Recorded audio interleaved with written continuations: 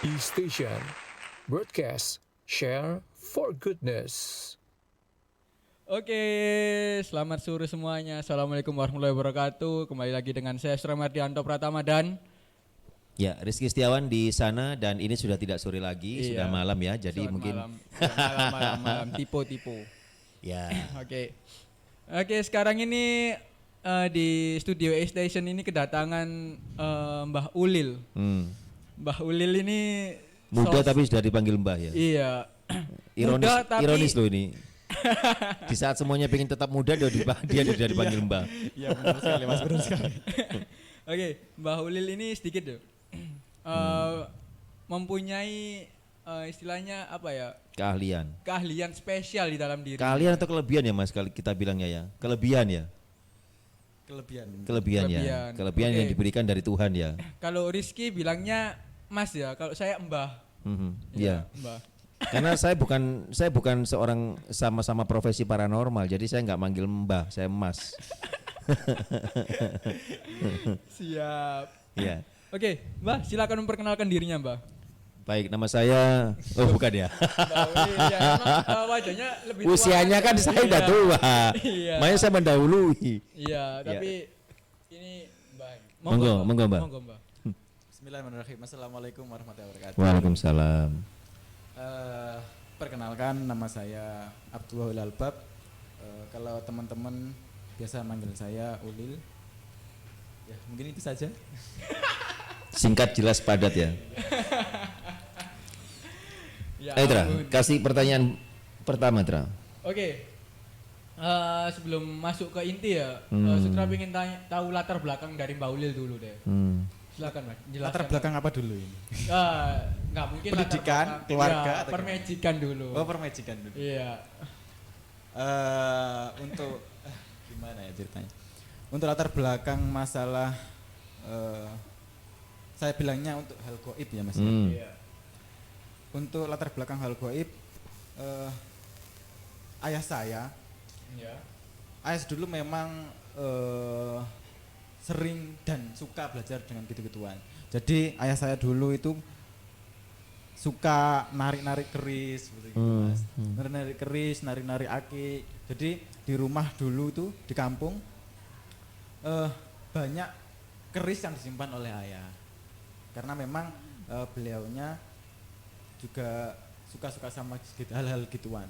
Kemudian di samping ayah ternyata ibu saya itu adalah keturunan ke-7 dari ibaratnya orang yang babat desa. Jadi Sesepuhnya ya. sepupunya. Jadi kalau dihitung berarti saya adalah keturunan ke-8. Oke. Mungkin siap. itu dari latar belakang latar belakang permejikan. pergoibannya. Pergoiban. Magic itu sulap, Tra. Oh iya. Ya kan? Dia bukan pesulap. Nggak pakai trik ya ini, Mbak ya? Iya. Karena kan emang banyak orang yang ngaku-ngaku paranormal itu membodohi pasiennya atau Yeah. menipu pasiennya itu melalui trik-trik. Iya. Contoh kayak telur, ternyata di dalamnya itu dikasih paku, masuknya ternyata dikasih air cuka biar lunak terus dimasukin paku, itu trik. Tapi kalau Mbah Ulil ini nutrik ya, Mbak ya? Sering dibohongi ya sama paranormal ya. Kayaknya Surya ini sering dibohongi Sutra ini. Gak usah ngeles, biasa aja. Oke, ini saya mau bertanya nih, Mas. Tadi disampaikan bahwa dari Bapak itu sudah punya kegemaran ya untuk menarik benda-benda pusaka. Kemudian akhirnya Ibu juga merupakan generasi ke-7 dari sesepuh ya yang ada di tempat tinggalnya Ibu.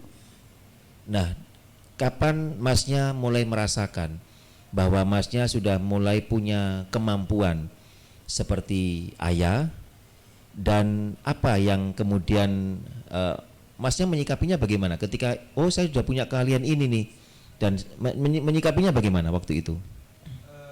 Untuk pertama kali memang namanya anak itu pasti takut Mas.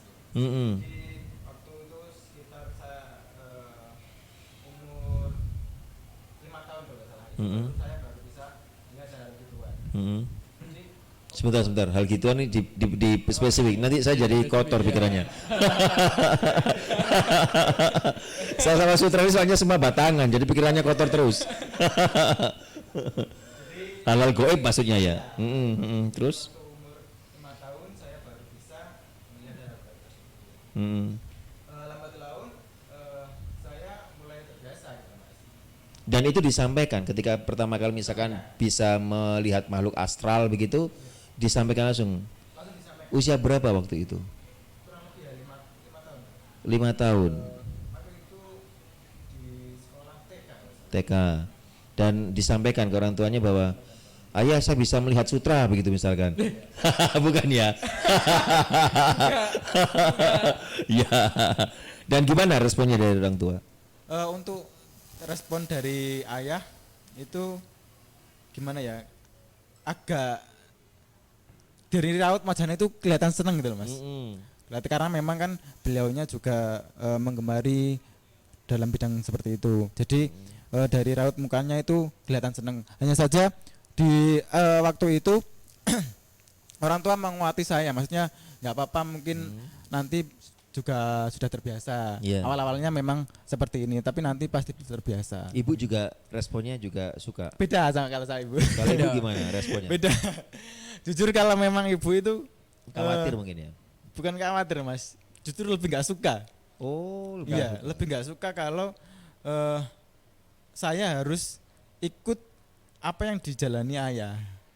Seperti itu. Jadi karena memang berarti kekhawatirannya ibunya ini jangan sampai nanti putranya ikut-ikut sama ayah. ya memiliki kegemaran yang sama dengan Iya, ayahnya begitu ya. Iya. Tapi sebenarnya kalau kita bicara masalah benda pusaka, kalau narik benda pusaka itu kan harus ada kemampuan khusus ya Mas. Iya.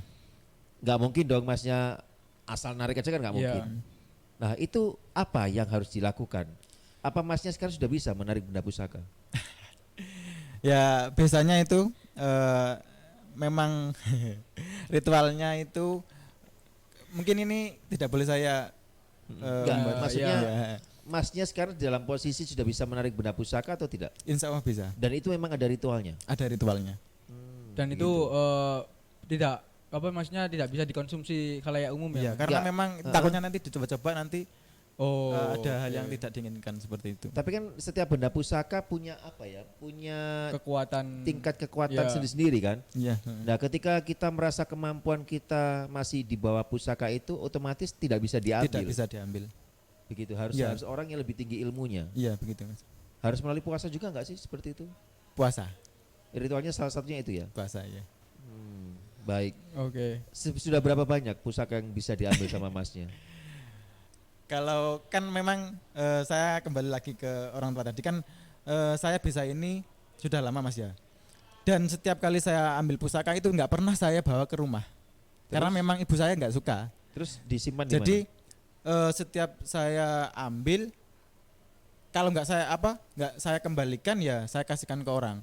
Oh. Seperti itu. Jadi memang saya ambil itu memang ingin menguji saja sebenarnya waktu itu. Coba. Ya, tapi ketika diberikan ke seseorang itu kan juga dilihat orangnya juga kan Mas. Ya. Karena kan tiap benda pusaka itu punya apa ya? Punya nilai maksudnya cocok dan tidak cocok kan. Ketika yang membawa ini ternyata mungkin boleh dibilang nyoninya ya, yoninya beda begitu, dia kan akan kembali lagi kan, Kembali lagi, hilang betul. begitu kan. Iya hilang. Oh begitu. Kalau nggak hilang kerisnya, hilang isinya, hilang khasiatnya. Oh Seperti itu, Mas. tapi ada yang sampai menimbulkan apa ya, ketidakberuntungan mungkin atau mungkin musibah bagi pemegangnya. Bisa jadi Mas. Kan setiap orang itu kan beda-beda ya Mas. Ada yang cocok dengan benda pusaka dan ada yang tidak cocok. Biasanya kalau yang tidak cocok dengan benda pusaka, bila ada benda pusaka di rumahnya, bisa jadi ada pertengkaran antar rumah tangga, Ya, terus ada perdagangannya tidak laku, Usahanya jadi tidak tidak jalan, tidak seperti jalan, itu. ya. Mungkin efeknya lebih di situ Mas. Dan biasanya bagaimana? Ketika itu diberikan ke orang lain, biasanya khasiatnya hilang atau bagaimana? Kan sudah saya lihat dulu apakah yang isinya yang tadi yang kodam dari saya bilangnya kodam ya Mas. Kodam, ya. Kodam dari benda pusakanya tadi Saya tanya lebih dulu, apakah kamu mau jika saya ikutkan sama orang ini? Oke. Kalau bilang iya, kita kasihkan. Oh, gitu. bisa diajak komunikasi Bisa, juga. bisa. Oh, dari kodamnya tadi ya. Dari kodamnya. Artinya Masnya juga tahu dong apa benda-benda pusaka apa saja yang ditarik, terus seberapa besar apa Kekuatan. kekuatannya begitu, dan Mas juga bisa mendeteksi tidak ketika kita bicara masalah studionya Station misalkan. Iya. Itu bisa nggak dilihat, oh ini di sini ada ini nih, ada ini, ada ini. Bisa Insya Allah dilihat seperti bisa. itu. Insya Allah bisa, Mas. Oke, berhubung tadi Rizky udah bilang studio Station, bisa nggak Mas sedikit dikulik lah melalui penglihatan Dari penerawangannya dari Masnya, penerawangannya Studio Station Mas, ini iya. bagaimana kalau menurut penerawangannya Masnya?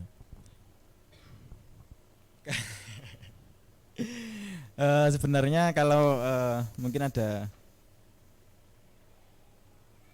teman-teman yang nanti Jangan yang horor-horor ya, saya nggak mau siaran nanti saya. Biar Sutra aja yang siaran ke horor-horor. jangan horor lagi. Enggak apa-apa, ceritakan aja. Enggak. Soalnya saya udah horor. Saya mau tak bilang gitu. Lanjut Mas. Mungkin kalau dari segi aura studio ini kelihatannya terlihat biru, Mas. Jadi kalau biru itu Auranya biru, auranya biru. warnanya. Biru kehijau-hijauan. Kalau biru kehijauan itu agak tenang tapi nyaman. Ya. Tenang dan nyaman seperti itu. Tapi kalau masalah hal saya bilangnya makhluk astralnya. Iya. Kalau di sekitar di dalam kotak ini Iya. Jawa tidak ada. Oh, tidak ada ya berarti. Tapi kalau ada sekitar 5 meteran dari sini ada. Artinya di luar dari Di studio luar ini dari ada. studio. Kalau boleh tahu arahnya ke sana atau ke sana, Mas?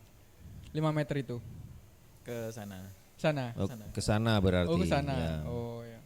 Berarti nggak di dalam kafenya ini kan? Nggak ada ya. Oke. Hmm, Jadi soalnya aman. Sutra yang selama ini penunggunya. Ya, Mas, ketika bertemu dengan makhluk astral ya, meskipun Masnya sudah tahu bisa memiliki kemampuan itu, tapi tetap ada rasa Takut. kaget kah, takut kah, ngeri kah? Sampai sekarang ada satu yang paling saya tahu gitu, Mas. Apa itu? Itu karena memang dulu itu akibatnya karena trauma. Jadi ujung-ujungnya ketakutannya sampai sekarang. Tapi kalau lihatnya dari jauh, misalnya dari jauh, terus kemudian mendekat itu enggak apa-apa. Tapi kalau Tiba-tiba. itu takut saya. Apa itu misalkan kalau Masnya tiba-tiba dek kaget gitu kan? Tiba-tiba dari Lihat apa di itu? depan lihat, gitu. lihat Sutraka atau gimana? Saya sebut saja, Mas. Ya. Pocong. Oh, pocong itu sering kali nampak tiba-tiba. Iya, sering nampak tiba-tiba. Oh, begitu ya. Dan ada cara sendiri gimana ya? Misal ketemu pocong itu harus gimana? Oh, ada juga. Ada. Gimana, Mas? Kalau misal kita berhadapan dengan langsung dengan pocong, itu kita tidak boleh satu arah dengan muka. Jadi kita agak ke kiri atau ke kanan. Oh, ya. Tujuannya apa itu? Biasanya pocong itu suka meludah, Mas. Oh ya, suka. Dan ludahnya itu bisa membuat sakit. Tapi itu ludahnya goib juga kan? Iya. Nggak kasat mata kan? Pernah seperti itu, mendapatkan perlakuan seperti itu? Alhamdulillah. Belum. Kebiasaan pocong meludah itu tahu dari mana, Masnya? Dari komunikasi, Mas. Oh, kalau kita makhluk awam kan nggak pernah ya, Tra ya. Mungkin saya melihat Sutra mungkin diludahi mungkin sering gitu ya.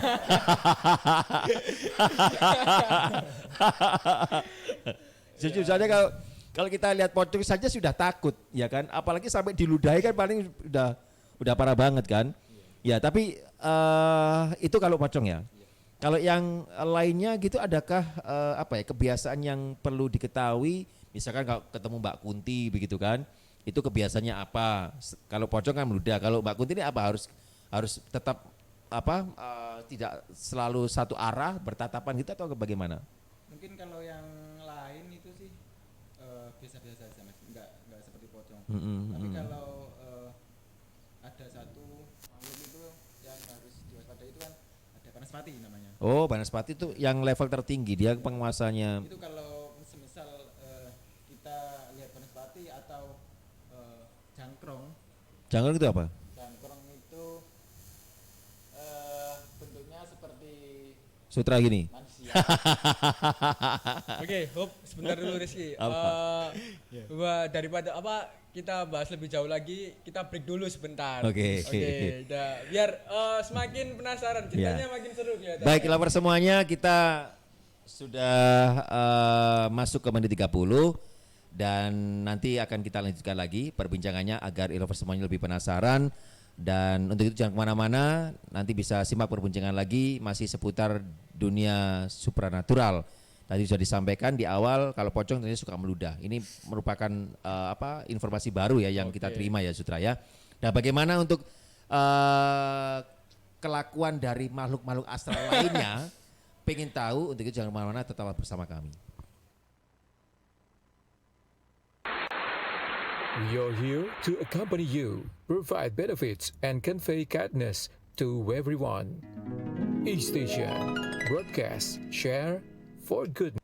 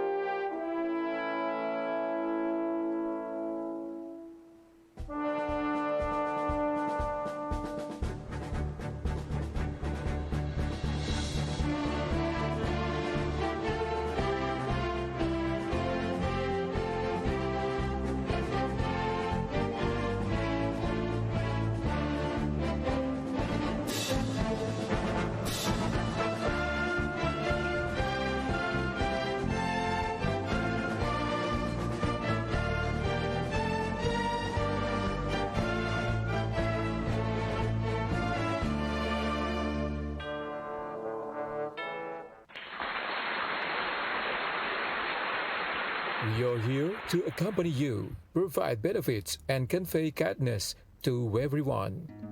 E-Station, broadcast, share, for goodness. Oke, kembali lagi dengan saya Stra Mardianto Pratama dan sekarang saya ditemani oleh Aku Rahma di sini. Oke. Gantiin Mas Rizky ya. Tadi bahas masalah Banaspati, Mbak. Tolong dijabarkan, Mbak, Banaspati itu seperti apa, Mbak?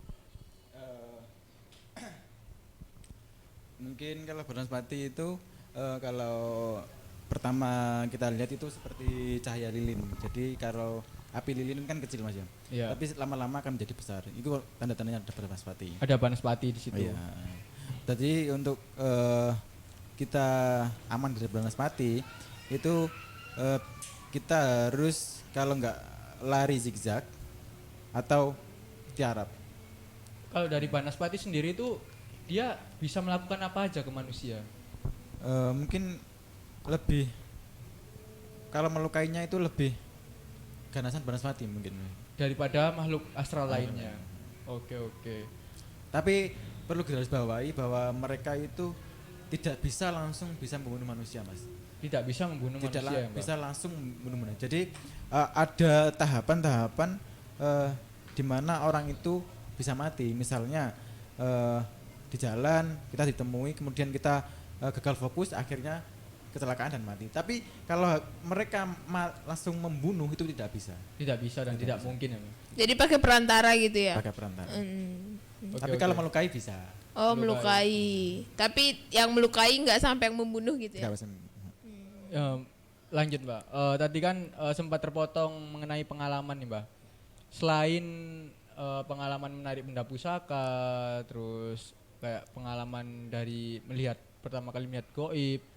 Pernah nggak sih Mbah dalam pengalaman hidup Mbah Ulil ini menyembuhkan atau menangani orang-orang yang istilahnya terganggu oleh kayak benda apa yang tak kasat mata, entah itu diganggu gitu ya? Ya diganggu, entah itu dia melakukan kesalahan di suatu tempat atau emang dibuat oleh seseorang yang tidak suka secara pribadi.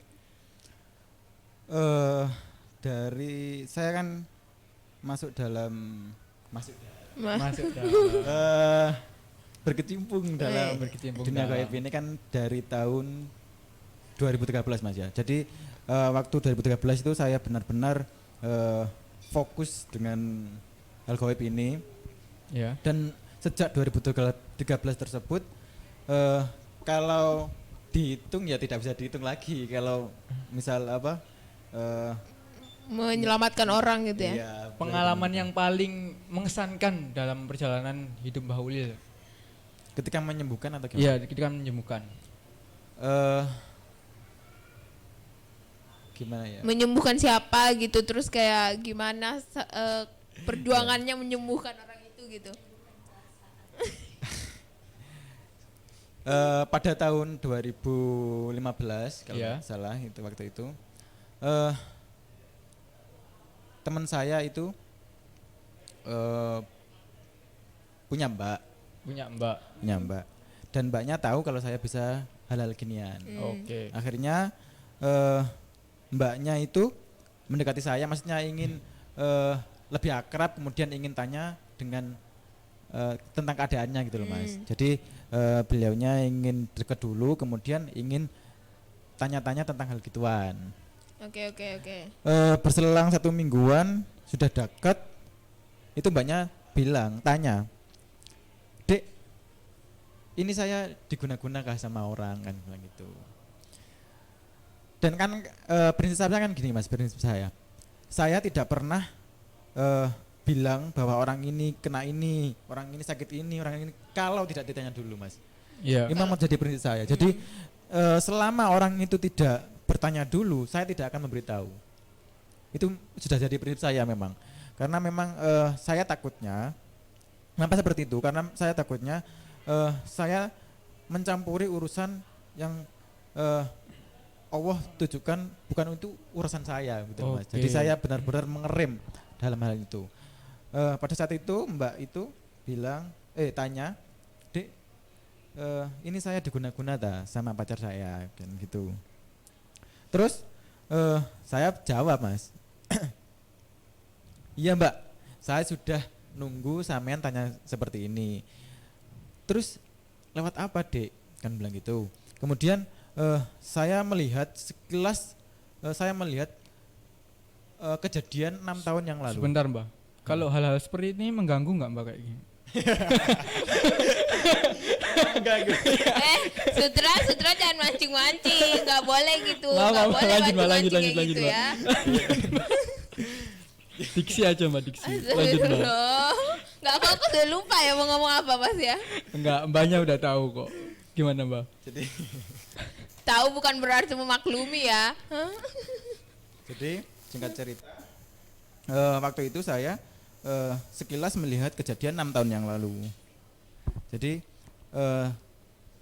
kejadian 6 tahun lalu itu sepertinya seperti kelihatan di mata saya itu Mas.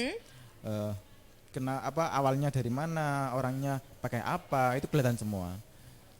Jadi singkat cerita, saya membantu, kemudian saya merasa tidak sanggup karena memang waktu itu kan saya masih muda banget Mas ya. Tahun 2015 ya, sekitar masih umur 18-an atau 19-an lah. Wow, luar biasa ya. Iya. Jadi saya merasa memang aku cilik, aku masih muda, masih panjang lah perjalananku. Saya tidak ingin gara-gara terlalu memaksakan untuk menolong orang lain, akhirnya saya yang bahaya sendiri gitu loh Mas. Benar-benar. Akhirnya saya menyuruh mbaknya itu untuk ke Pak Kiai. Kemudian esoknya Pak Kiai itu Pak Kiai dan membicarakan apa yang tadi malam saya bicarakan. Jadi apa yang tadi malam saya bicarakan itu dibicarakan lagi sama Pak Kiai.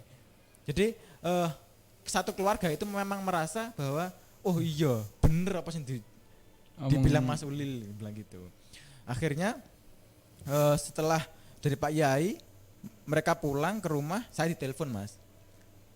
Dek, kesini ke rumah gitu. Saya berangkat ke rumah. Saya lihat, Mas, memang waktu itu makhluk yang selama ini diam di diri mbaknya itu memang tidak ada.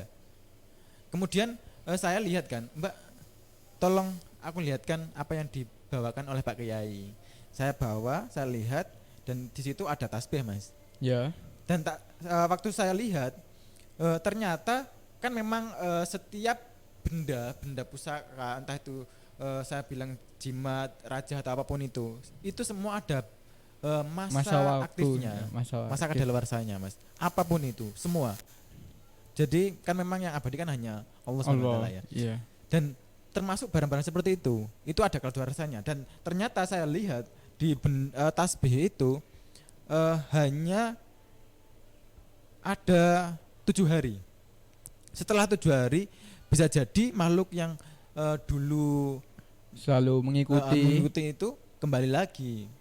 Terus akhirnya setelah saya lihat dan saya mau bilang ke mbaknya bahwa tasbih ini hanya berlaku 7 hari, saya dipanggil, Mas, sama makhluk itu. yang ngikutin itu. Iya.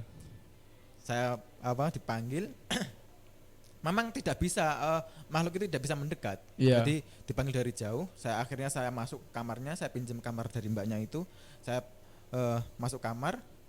Saya sudah pegang gagang pintu, Mas itu. Iya. Jadi waktu itu saya memang benar-benar takut karena saya memang yang saya takutkan sebenarnya bukan diri saya sendiri, tapi keluarga saya. Karena kan memang kalau musuh hal-hal seperti itu tidak bisa ditebak, Mas. Kalau nggak kena saya, kena orang lain, seperti itu loh.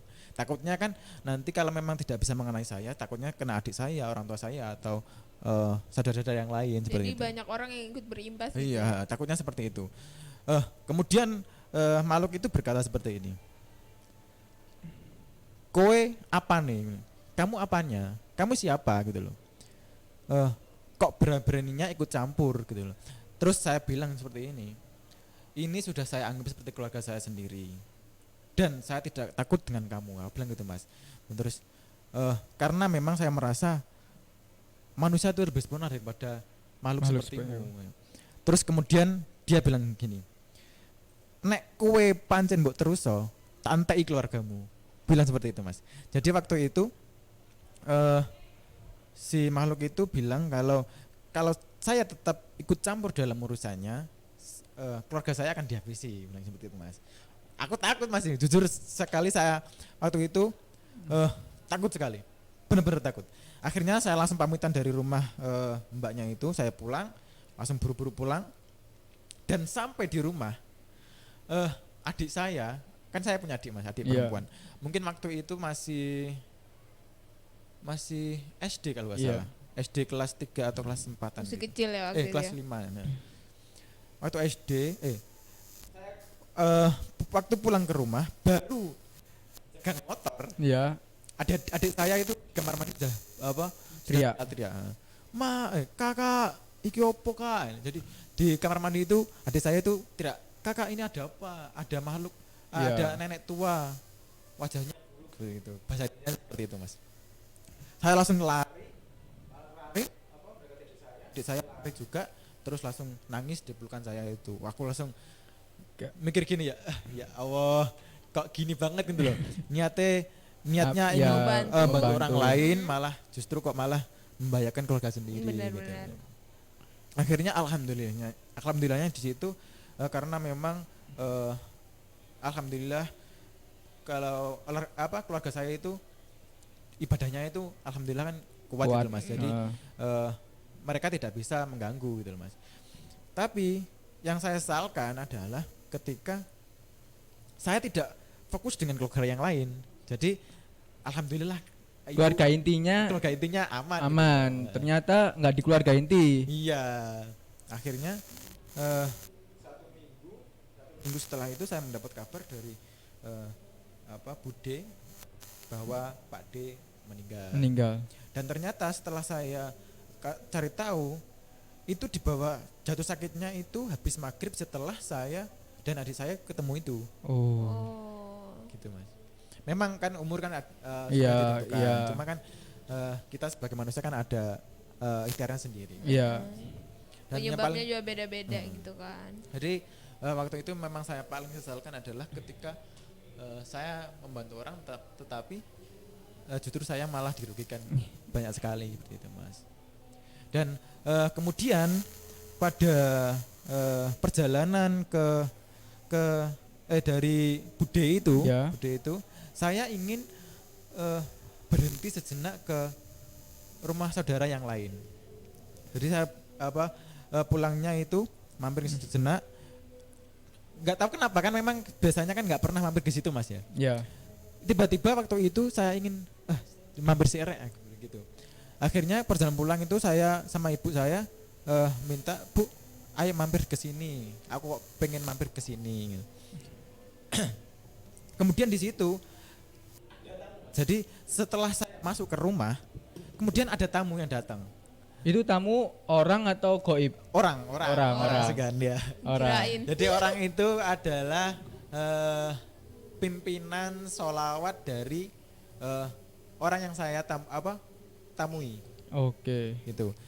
Orang itu datang kan memang saya kan sering Mas ya kan misalnya kan orang ini sakti.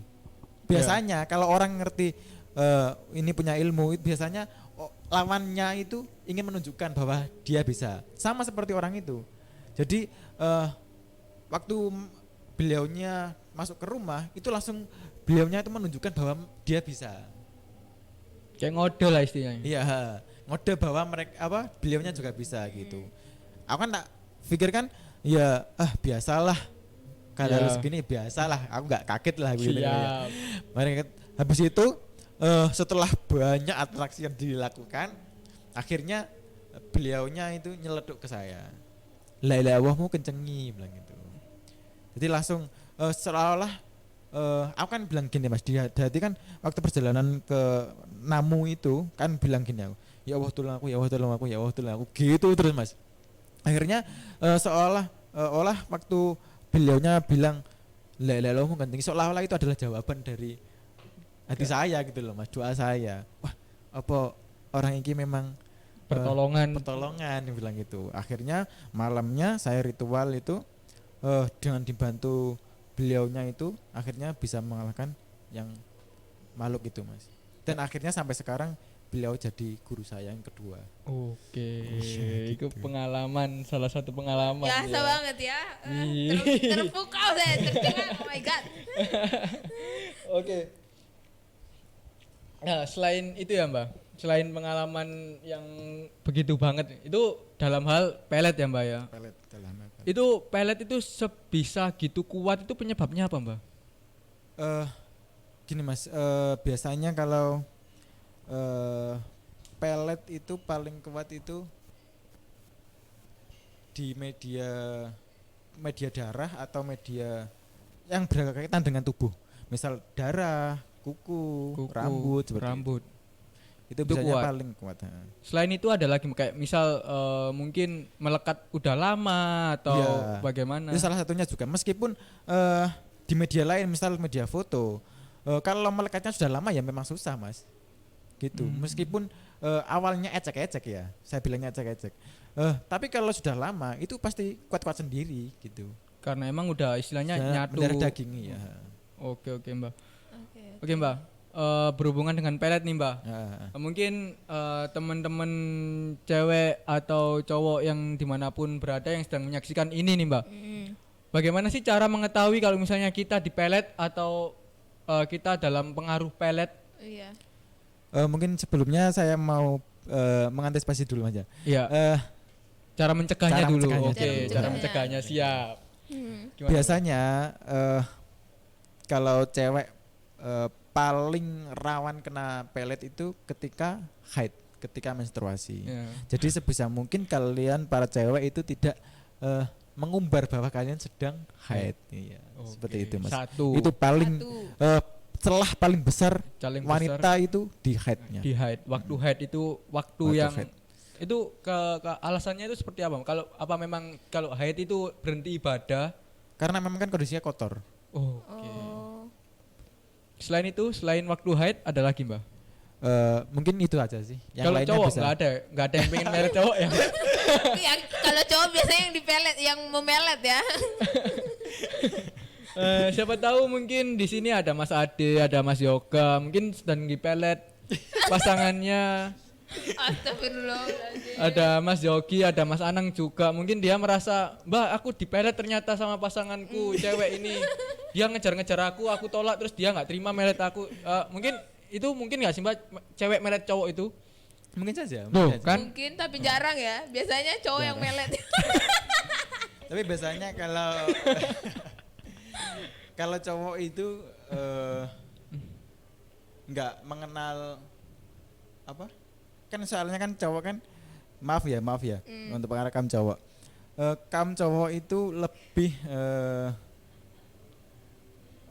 lebih sholatnya bisa bilang sholat itu lebih bolong-bolong, banyak bolong-bolongnya. Kalau Dibanding cowok. cewek. Nah, karena bisa dibilang celahnya juga kan di situ. Karena kan kalau cewek biasanya itu kalau masalah ibadah kan Lebih rajin. stand gitu loh Mas. Makanya celahnya ada di haid. di haid. waktu Tapi kalau kotor. cowok karena memang jarang Dari- bolong-bolong ya mungkin ya gampang. Ya lebih gitu. gampang Lebih sebenarnya. gampang. Jadi buat cewek-cewek kalau misalnya kalian pengen melet cowok itu lebih gampang ya. Jadi jangan tunggu lama-lama, ayo melet cowok. Digodain kalau dia udah nggak sholat udah dipelet gitu ya. Bercanda guys. Jangan diikuti I lover, ini hanya Iya. Oke Mbak. Selain pelet, mungkin ada lagi nggak kayak itu tadi? Itu kan masih apa penangkal, ciri-cirinya. ciri-ciri kalau orang kena gitu. Kalau ciri-cirinya itu biasanya itu yang paling sering itu sering gelisah. Itu Gelisah. yang pertama, sering Oh. gelisah. Aku sering gelisah. Gelisah karena apa dulu? Lihat dulu penyebabnya ya. Gelisah karena apa gitu, tolong.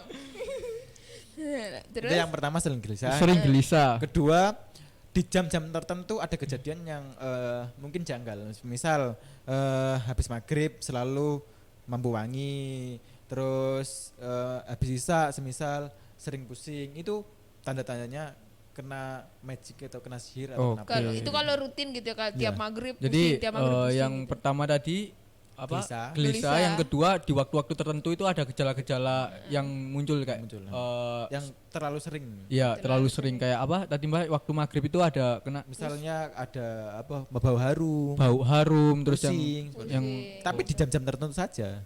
jadi selain itu Enggak. enggak. Selain itu. Oke. Kalau gelisahnya itu gelisah, pokoknya kayak takut gitu ya, kepikiran apa segala macem. Oke. Kalau nggak ketemu nggak ada obat, misal seperti itu. Oh, gelisahnya lebih ke yang lawan Yang- jenisnya. Oh. lanjut Mbak, lain dua itu Mbak. Terus yang lain itu biasanya itu sering mimpi. Sering mimpi Mimpi basah. Enggak, bukan mimpi tentang cowoknya. Oh, mimpi tentang cowoknya. Mimpi tentang cowoknya yang itu sering banget, jadi istilahnya nggak kayak beberapa hari tapi bisa dibilang setiap hari selalu. Oke, selain itu Mbak? Ya, mungkin itu sih yang paling gejala paling bisa tampak gitu. Berarti dari situ dari gejala-gejala itu kita bisa tahu juga siapa yang melakukan itu kan Mbak? Bisa. Oke, Tapi biasanya orang yang dipelet itu nggak mau maksudnya nggak Nggak mau ngaku. terima. Bahwa dia sedang dipelet gitu. Enggak mungkin bisa seperti itu, Mas. Wah, kamu wis jelas-jelas dipelet, enggak mungkin bisa seperti itu, Mas. Oh, oke. Jadi si Wanita korban, ini ya, si korban itu Iya. lebih banyak menyangkalnya, lebih banyak menyangkal. Itu karena emang pengaruh. pengaruh. Oke. Oke, itu Mbak. Itu ciri-cirinya udah itu ya Mbak, 3 ya Mbak, yang Yang paling bisa sering lah. paling sering muncul. Kalau penangkalnya, Penangkalan. Ya kalau menurut cewek nggak boleh haid. Islam Ya nggak bisa lah. Emang mau diapain itu dilakukan? Enggak. Lanjut Mbak. perbanyak sholawat kalau dari saya. Sholawat Perbanyak ya. Perbanyak sholawat. Karena memang kan sholawat kan zikir yang paling istimewa. Bisa meskipun head masih bisa baca sholawat gitu loh Mas. Jadi perbanyaklah sholawat meskipun sedang head gak apa-apa. Selain itu Sholawat. Mbah, perbanyak Sholat Sholat. tuh yang Berarti jangan ya, bolong ya. Sholat. Sholat. Di lover jangan Ya, jangan bolong-bolong please. Kalau nggak mau disantet sholatnya. Nggak mau dipelet, belum santet, belum masuk santet ini. Oh iya, pelet ya. Pelet. Selanjutnya Mbak. Hindari pikiran-pikiran yang terlalu gimana ya, ibaratnya terlalu menjurus ke arah Dewa. ngelamun. Oh, ngelamun. Oh, ya. Hindari melamun. Melamun. Pokoknya jangan melamun. Hindari melamun. Itu yang udah kedua ya Mbak? Dua. Yang ketiga, yang ketiga itu melamun. Tiga. Apa ada lagi Mbak? Mungkin itu selawat lah yang paling penting. Iya, Oh, yang paling Sholat, penting. sholat jangan melamun gitu ya. Iya, oke. Emang kalau orang sering ngelamun itu walaupun nggak dipelet dari tempatnya dia melamun itu bisa masuk juga. Iya Mas. Oke. Oh, gitu ya. Oke Mbak, ini tadi berhubung Rahma bilang santet, ini kayaknya seru deh kita bahas santet nih Mbak. Iya monggo. Mumpung masih ada sekitar 10 menit ini Mbak untuk bahas santet. Gimana Mbak? Bagaimana? Kalau santet sendiri menurut pandangan Mbak? Ulil. Santet itu 100% murni dari bantuan dari jin ya. Jadi otomatis kalau orang yang pakai santet itu jelas bekerja sama dengan jin. Biasanya kalau santet itu setahu saya yang kan memang saya belajar Mas, bukan belajar untuk Iya. melukai tapi belajar ternyata memang ada hal semacam ini. Tapi bukan untuk saya lakukan, tapi saya Cukup tahu gitu ya. cukup tahu saja dan cara mengatasinya mungkin seperti Oke. itu. Kalau yang saya pelajari itu ada tiga Tipe santet. bukan tipe santet, mungkin Tiga. jam, mungkin 3 waktu. Oh, 3 waktu Tiga santet itu waktu datang. Sudah santet itu datang. Jadi yang pertama pukul setengah 12 malam. Setengah 12 malam. Dicatat guys. Setengah 12 ini Rahma sambil catat ya. Setengah 12. Takut juga cuy. Setengah 12 malam. Setengah 12 malam, kemudian jam 12 malam. Jam 12 malam. Ketiga jam 1. Jam Oh, 1. pokoknya antara rentang jam 11 sampai jam 1 itu ya. Rentangnya. Bukan, tapi setengah 12, jam Setengah 12, jam 1. Oh. Jadi 3 waktu. Jadi biasanya si pengirim itu mengirim 3 kiriman. Kalau setengah 12 berhasil, 12 satu enggak. Oh. Jadi waktu setengah 12 itu berhasil, ya langsung dicepno. Dimasukkan langsung. Habiskan waktu itu juga. Tapi kalau setengah 12 enggak berhasil, nanti naiknya lagi jam 12. Kemudian kalau jam 12 enggak berhasil lagi, itu naik lagi jam 1.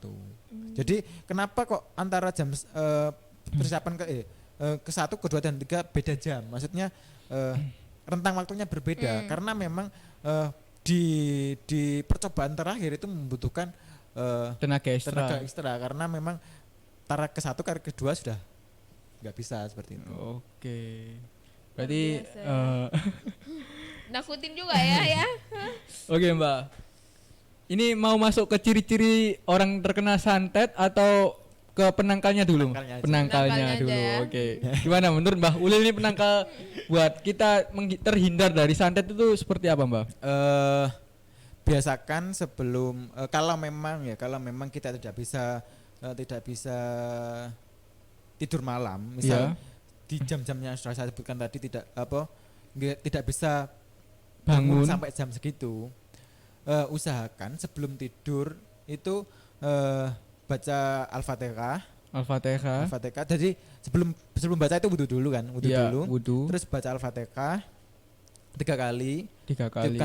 Tiupkan telapak tangan, kemudian baca Anas 3 kali, tiupan tangan, Al-Falaq 3 kali, tiupan tangan, dan Al-Ikhlas 3 kali, kemudian diusapkan ke badan. Itu sebelum tidur. Itu pagar diri lah ibaratnya. Pagar diri. Karena memang Rasulullah waktu itu juga melakukan hal seperti itu. Oke, itu juga landasan dari sunnah. Itu cuma itu aja atau ada lagi Mas? Ya itu kalau memang tidak bisa bangun jam-jam itu ya.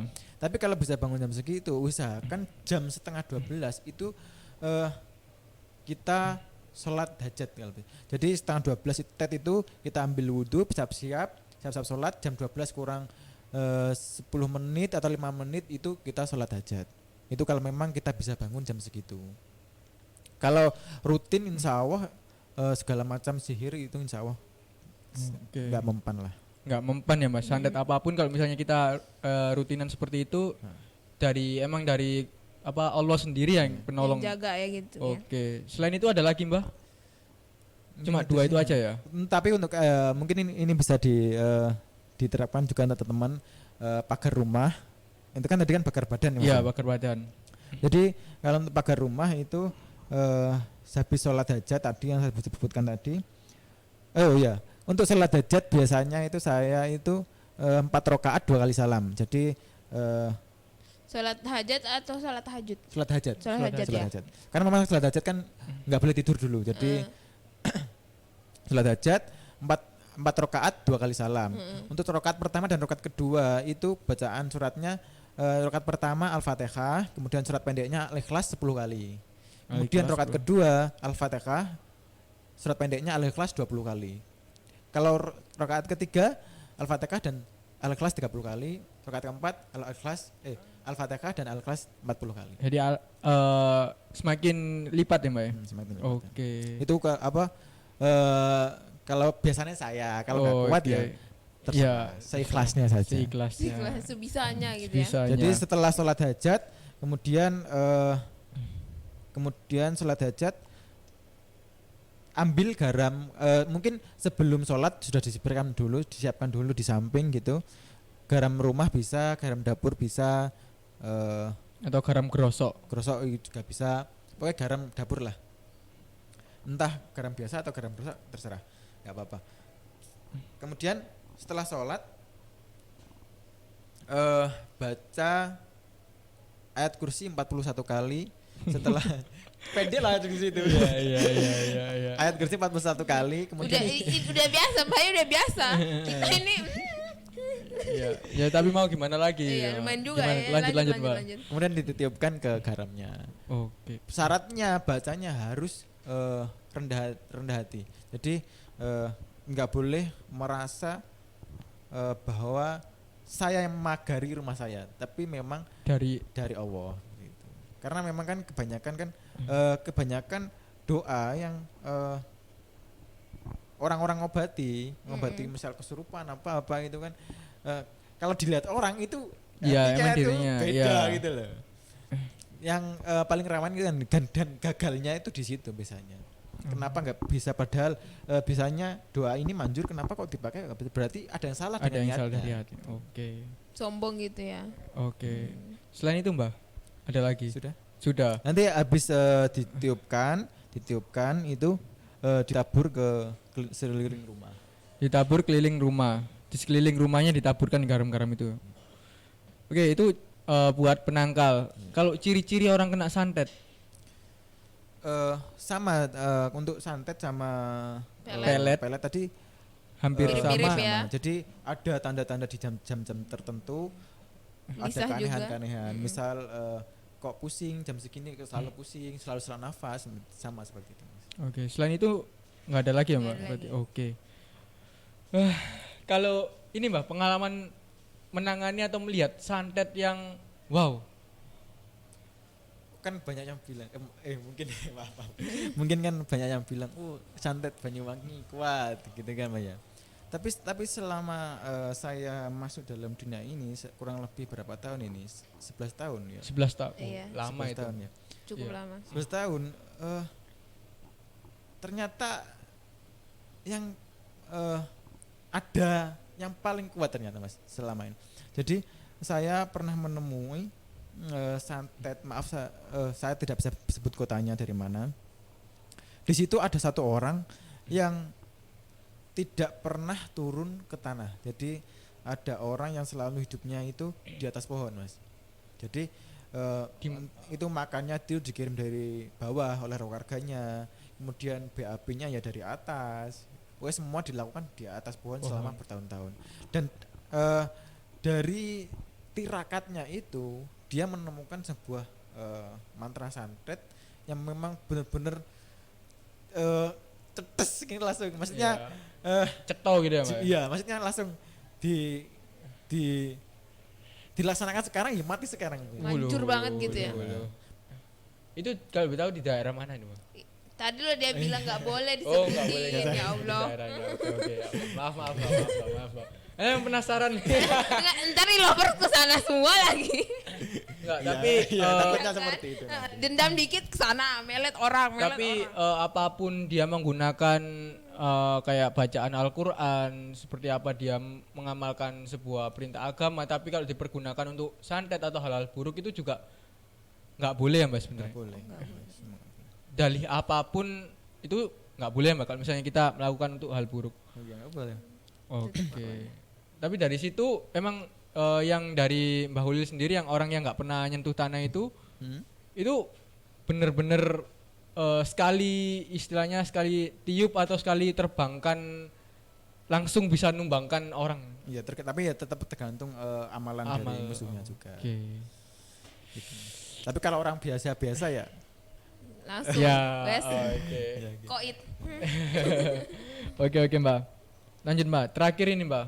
Ini yang mungkin pasti hampir semua orang dia mengalaminya nih Mbak. Gimana? Diikuti jin. Oh, diikuti jin. Itu bagaimana sih kita melihat apakah kita diikuti, terus bagaimana caranya agar tidak diikuti atau menghindari hal itu terjadi? Sebenarnya gini Mas.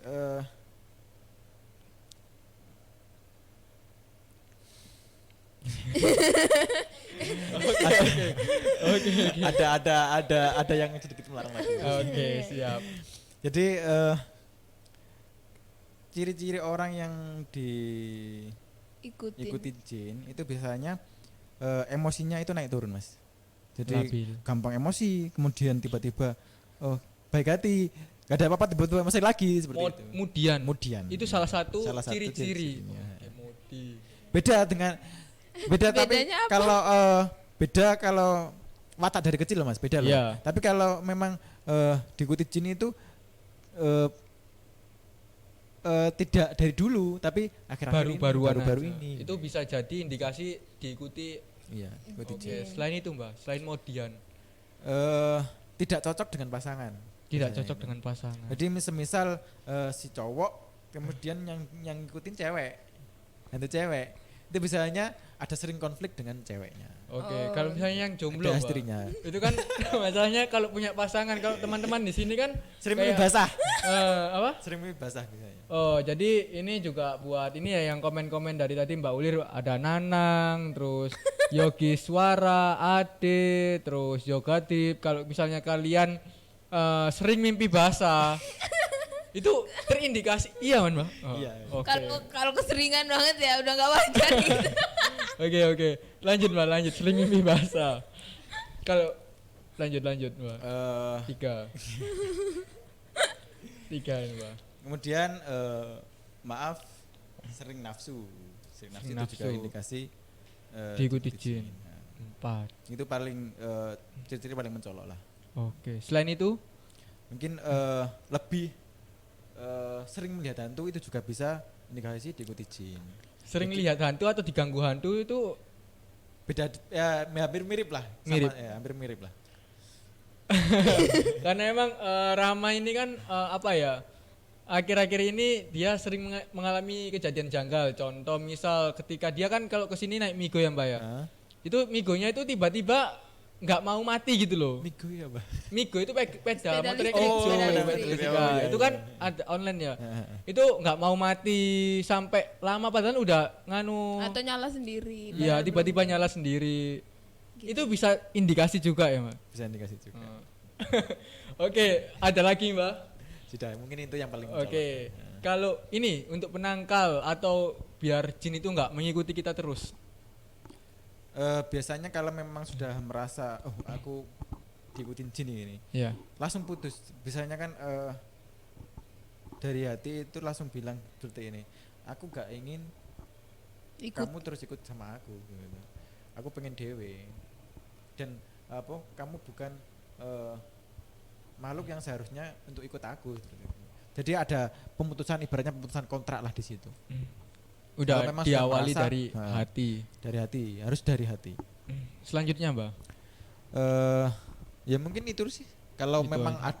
orang yang awam yang memang tidak bisa harus seperti itu kan mungkin itu. Kalau memang butuh bantuan orang lain ya monggo nggak apa-apa. Oke, Rahma.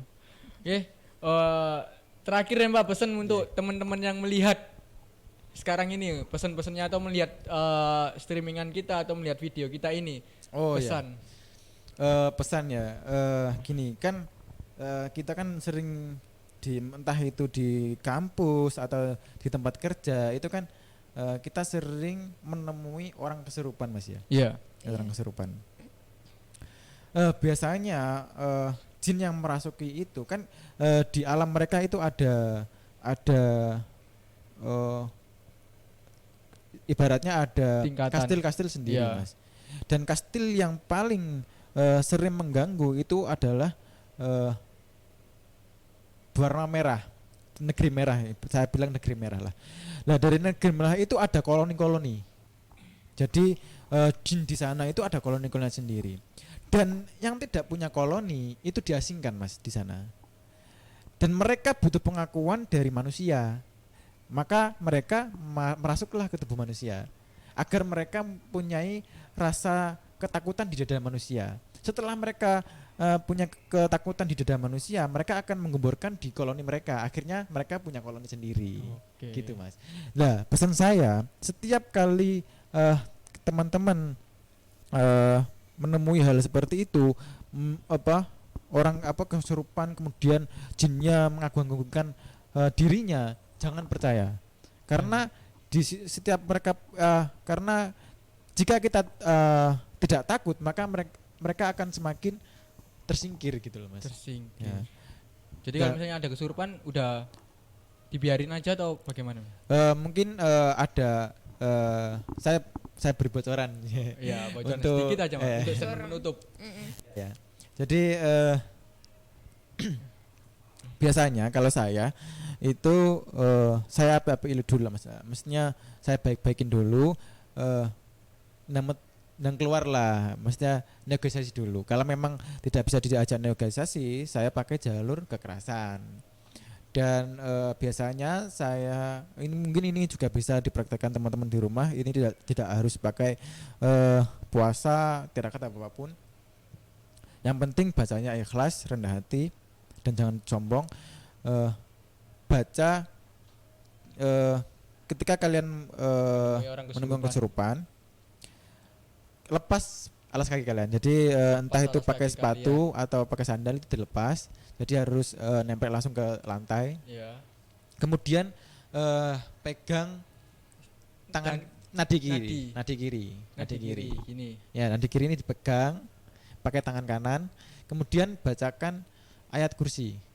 Ayat kursi tahan nafas ayat kursi 7 kali di bacaan wala yauduhu itu tahan nafas. Jadi wala yauduhu itu baca 7 kali tahan nafas. Wala yauduhu 7 kali. Kemudian di khifduhuma itu dikeluarkan nafasnya sambil dihentakkan kakinya yang kiri 3 kali.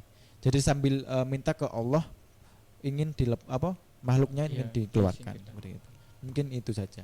Oke, itu dia tadi. Ya ampun, keren banget. Oh iya Mas, tambahan iya. lagi. Kalau sudah keluar, jangan lupa untuk dipageri. Pagerinya tadi yang Al-Ikhlas, Anas dan Al-Falaq tadi, gitu Mas. Biar nggak balik lagi. Seperti itu. Oke. Oke. Itu dia. Mantap banget ya. Ya ampun. Ini malam ini hari Jumat, bahasnya yang kayak gini. Wah, luar biasa sekali. Oke, tadi juga statement penutup dari Mbah Ulil. Mbak. Oke, langsung saja. Terima kasih buat lovers semua yang udah nonton, yang udah komen, yang udah like, pokoknya yang udah ngikutin dari awal sampai akhir. Terima kasih banget. Saya Rahma pamit undur diri. Saya Astra Mardianto pamit undur diri. Saya Ulil Albab. Wassalamualaikum warahmatullahi wabarakatuh. Terima kasih.